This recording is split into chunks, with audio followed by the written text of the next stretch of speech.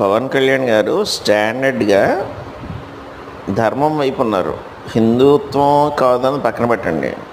ఆయన క్లియర్గా ఇక్కడ చేసింది ముస్లింలు, అదేవిధంగా అన్యాయం జరిగింది హిందువులకి అనే నిజాన్ని నిజంగా చెప్తున్నారు. కానీ ఆయన మీద మన దరిద్రులే, ఎక్కడో దరిద్రులు కాదు, మన దరిద్రులే ఈయన విమర్శిస్తున్నారు. ఎంత దారుణం చెప్పండి. ఒక ఇండియన్గా పుట్టి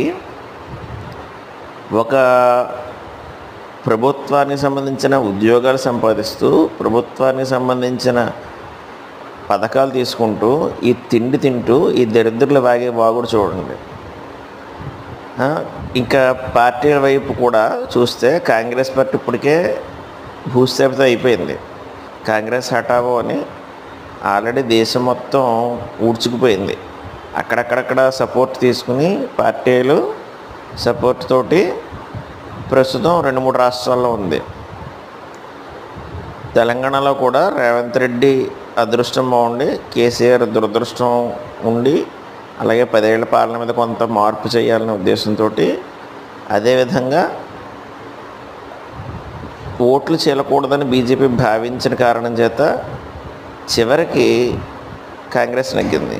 కానీ వీళ్ళు చేసే పనులు చూడండి. వీళ్ళందరూ ఇలా మాట్లాడడం వల్ల మన దేశానికి అప్రతిష్ట. వాళ్ళు నవ్వుకుంటారు.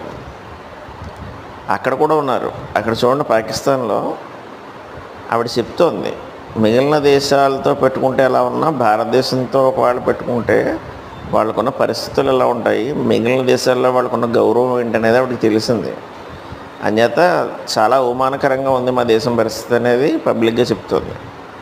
మన దేశంలో మాత్రం దరిద్రులు ఉన్నారు.